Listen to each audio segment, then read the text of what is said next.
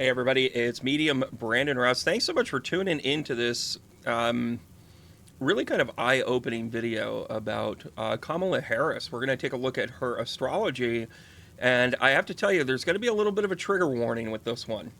If you are going to be triggered that the Democrats actually have a candidate that could not only win but be successful, you're going to get triggered with this one.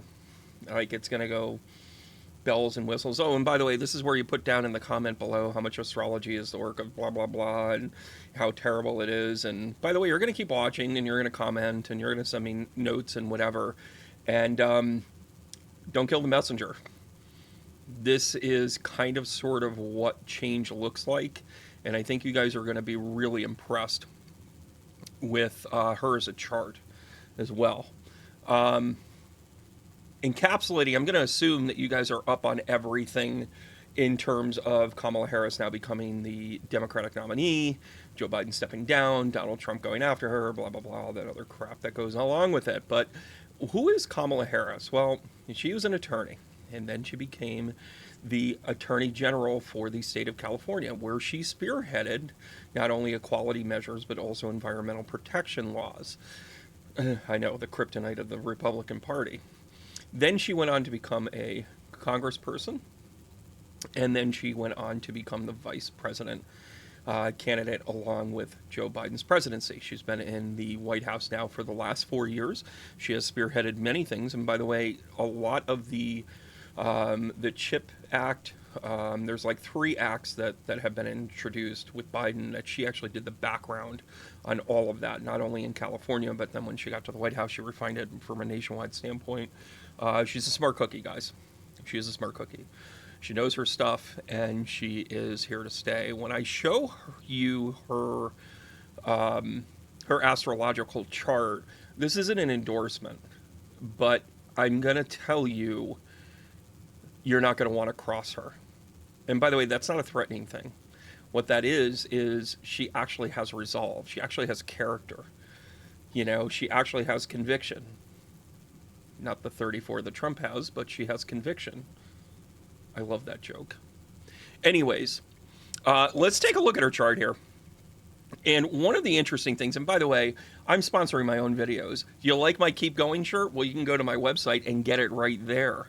That helps the channel keep going. And by the way, it makes me want to do more videos like this. All right, let's take a look at her natal chart here. We're going to plop that right over there. All due respect, Kamala. We're going to move you along here. Boy, interesting. Hey, turns out she was born in the United States. That's a +1. She was born in Oakland, California, October 20th. She is a cusper, to say the least. She is a Libra Scorpio cusp. Oh, we're going to get into it. I'm going to focus in on 4 primary areas on her chart here that I think you're going to pay attention to as she emerges and gets more screen time, if that makes sense. And by the way, she is already spiked in the first 2 weeks of her announcing that she was going to be the Democratic ticket.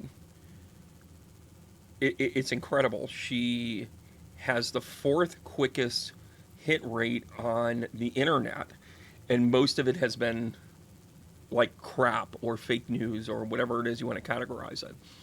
Oh, she also raised over $100 million in a matter of like a couple of hours. So, you know, somebody's supporting her. And you know you're getting support when other people are trying to tell you you're not going to be good. So here it is, guys. Here is her chart. She is a Libra sun. She is a Gemini rising. And she is an Aries moon. Now, we are going to do a chart comparison in another video. I'll go ahead and put the link down below. You'll figure it out when we get there. But let's just focus in on Kamala right now. First of all, her sun and moon are in direct opposition, which means she was born during a full moon. Oh, there it is. 27 degrees Aries, along with her 27 degrees Libra, means that she was born with the brightest of intention. She was born with the idea to be able to shine the light on the dark. Now, that being in her 5th house is conjunct with Mercury. That makes her very well thought out. That makes her eloquent. That makes her kind of thought process to be, she's she thinks before she speaks, and whenever she's prepared, that's going to be the best thing for her. But she also has a creativity blend because it's in the fifth house. Now, what makes this unique is that her Mercury is in Scorpio and her sun is in Libra, but they are within 5 degrees of one another. And guess what?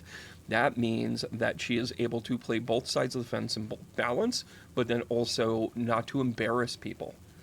So, one of her hallmarks is that she can keep a secret, she can deal with sensitive information, and oh, by the way, she can be cool as a cucumber while she's doing it. I don't know, it sounds presidential to me. But wait, there's more.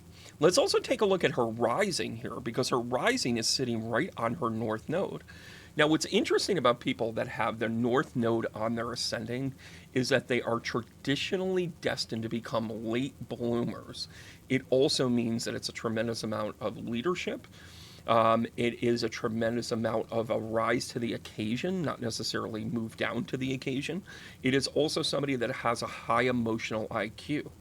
So, as her north node is sitting here within a few degrees of her rising, this tells me again that she is able to understand both sides of the fence. Gemini has that capability. It also lends itself to a very she's going to be somebody that runs with her gut feeling because she has two major placements here in air, and her rising sign and her sun sign are trying to one another, so they are acting in a very complementary way. So she can go back and forth between being like, what's fair, and oh, I understand where you're coming from. What? You mean she's just not in it for herself? Here we go, everybody. The next part I want to show you, and by the way, with the north node sitting there, it means that her south node is sitting here in her sixth house. That also means that she has a high emotional IQ to what she has surrounded by. In other words, she knows when to be on and she knows when to let her hair down. That's really what this means. Now, the fourth house, you cannot not show the fourth house here. This is really kind of a powerhouse thing. Now, when we talk about her in comparison to Trump, I will focus in on her placement of Mars in Leo. I'll give you a hint. Trump is also a Mars in Leo. They are conjunct. It's a very interesting look. And I will also point out that it is in opposition to her Saturn. So there's a dynamic here that I think is better explained in that video. And then also Jupiter here, sitting here at the 24th degree in Taurus. Now, 24 degrees, or actually 26 degrees Taurus, really just hit the news because of the algal fixed star.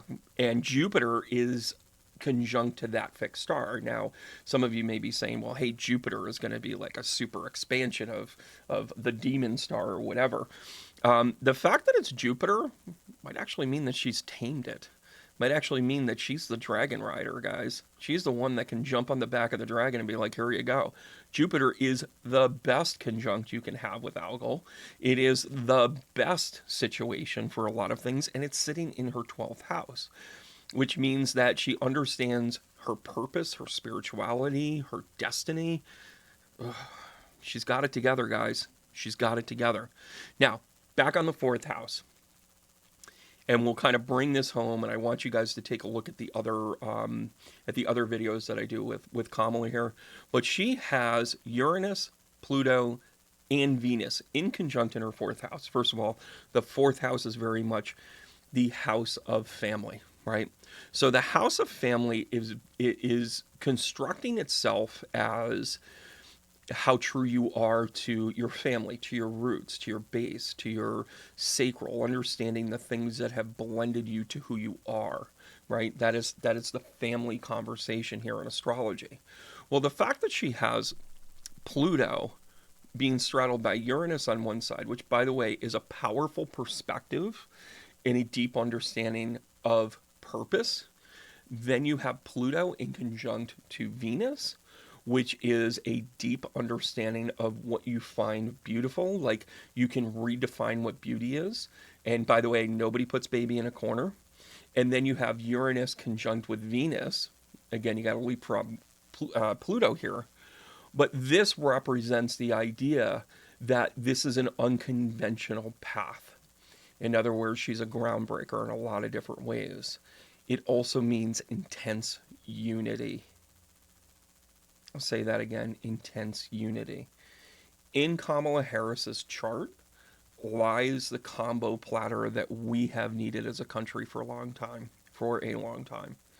This is the opportunity, and she presents an opportunity to be able to have an understanding of what that's going to look like. Now, you might not like her politics, you might not like her rhetoric. I'm telling you, her chart, though, conveys itself in such a way that not only will she be a leader, but she's going to be a leader towards unity. She's going to understand that.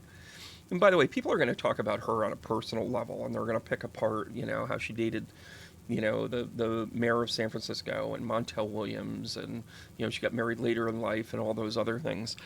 I'm going to defend her here with her chart. The fact that she has Venus here in her fourth house means that she really needed to understand where she fit in.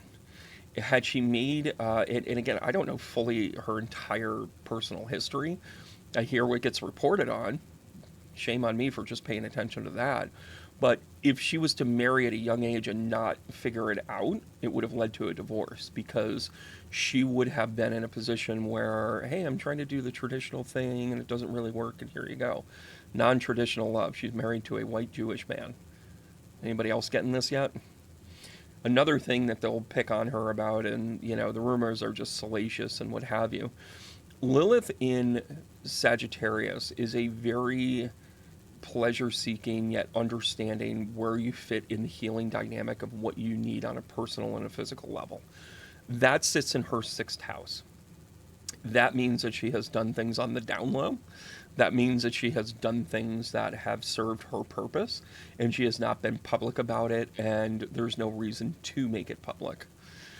Neptune sitting at 16 degrees in Scorpio in that fifth house really lets her reach for new ideas without necessarily disrupting the apple cart, because the apple cart in this one is Saturn in conjunct to Vesta in the ninth house. She is traditional but wants to move things in new directions. She wants to press limits, and she wants to learn from where we were at, why it didn't work, and be able to justify it moving forward. Incredibly level-headed. Incredibly level-headed. She will also be going through, or she also went through her Saturn return last year. And those of you that aren't familiar, she probably went through it I'm going to say April. Last March, April. And during that Saturn return for her, guess what?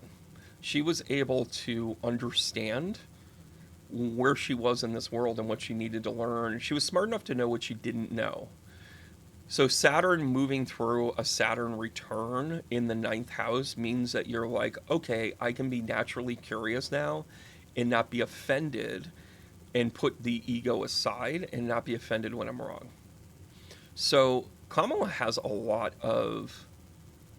she's got a lot of strengths here. And again, I'm going to go over Mars a little bit more. I'm going to go over the Saturn thing in a whole lot more in depth. But when you look at the fixed triad going on here with Jupiter, Saturn, and Mars, she's a fighter. She's a fighter. And she's going to be eloquent. We're talking about the 3rd, the 9th, and the 12th house. She is going to understand things that are not always conceptual. She is going to be well-spoken. She likes facts. And she is going to be able to argue very well. She is a formidable opponent in a courtroom. She is a formidable opponent in life. I wouldn't cross her. All right, guys, I hope you guys enjoyed this video here on Kamala, and stay tuned. Go ahead and click like and subscribe. All that other good stuff helps the channel. Go ahead and buy yourself a Keep Going shirt, and go ahead and take a look at the other videos. I'm going to do a comparison of Kamala and Donald. Let's see how the two of them charge up together. Keep going.